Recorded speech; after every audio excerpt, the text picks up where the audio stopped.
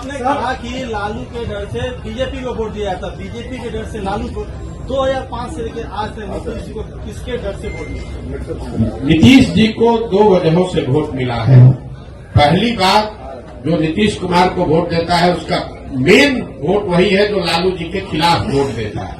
और दूसरा, 2005 से 2010-12 तक उनकी जो सरकार यहाँ चली उसमें कुछ काम होता, सुधार होता लोगों को दिखा, तो वो सुधारवादी लोग भी उनको वोट दिया उन लोगों ने। लेकिन 2014 के बाद से नीतीश जी के राज में सुशासन का वो चीज देखने को नहीं मिला। इसीलिए आप देख रहे हैं कि किसी 2010 में 206 सीट जीतने वाले नीतीश कुमार एनडीए 2020 में जब चुनाव हुआ तो उनको 125 सीट भी जीतने में मुश्किल आई। तो सिर्फ जाति के आधार पर वोट नहीं है। अगर सिर्फ जाति के आधार पर वोट होता तो जो एनडीए चुनाव लड़ी थी 2010 में, वही एनडीए चुनाव लड़ी 2020 में, तो फिर उनका 206 से घट के 120 कैसे हो गया?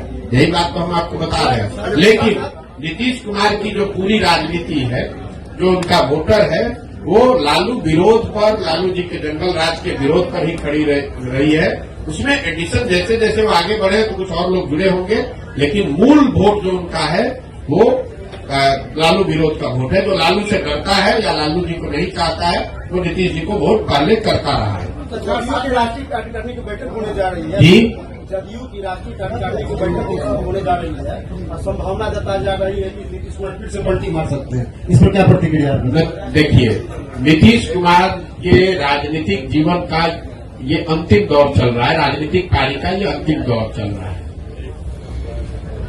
नीतीश कुमार को खुद नहीं मालूम है कि वो कहाँ हैं और कहाँ रहेंगे।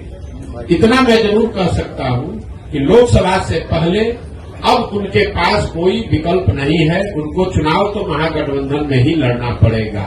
इसलिए नहीं कि वो पलटी मारना नहीं चाहते हैं, इसलिए कि अगर पलटी मारेंगे भी तो कोई लेने वाला भी तो होना चाहिए।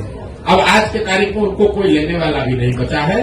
नीतीश कुमार राजनेता के तौर पर और जदयू दल के तौर पर अब बहुत बड़ा बोझ हो गया है। जो उसको उठाने का कोशिश करेगा वो भी उस बोझ के तहत नीचे दब के मर जाएगा। जहां तक आपने कहा राष्ट्रीय कार्यकारिणी की बात, तो नीतीश कुमार का अपना तरीका है। वो ताश के पत्तों के तरह नेताओं को अपने पार्टी में ऊपर नीचे करते रहते हैं।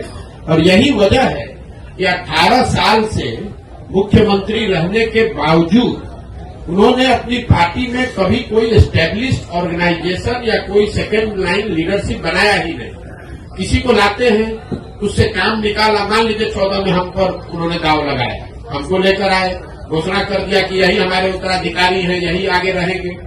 14 में चुनाव जीत गए, उसके बाद सोचते अच्छा प्रशांत किशोर कहीं बड़ा ना हो जाए तो इसको हटा के दूसरे को बढ़ाओ। इस चीज का मलाल है सर आपको? बिल्कुल मलाल नहीं है। आप हमको नहीं जानते। हम जीवन में वो लोग नहीं है जो किसी निर्णय पर मलाल करें।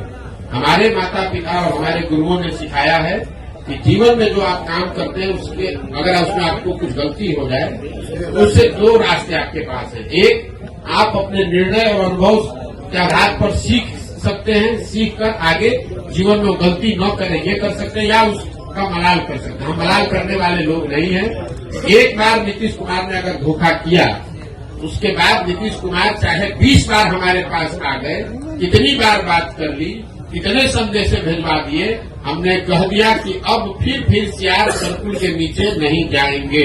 हमको चाहे 1 बरस लगे कि 10 बरस लगे, अब नीतीश कुमार के साथ जाने का कोई सवाल नहीं है। नीतीश कुमार जब महागठबंधन बनाए, इस बार आपको पता चला जब बनाए तब हमको आकर मार्च में 6 महीना पहले आकर सबसे पहले हम ही से सलाह किया कि भाई हम महागठबंधन बनाना चाहते हैं, आप इधर आ जाइए। आप तो भाजपा के खिलाफ हमारी मदद करना चाहते थे।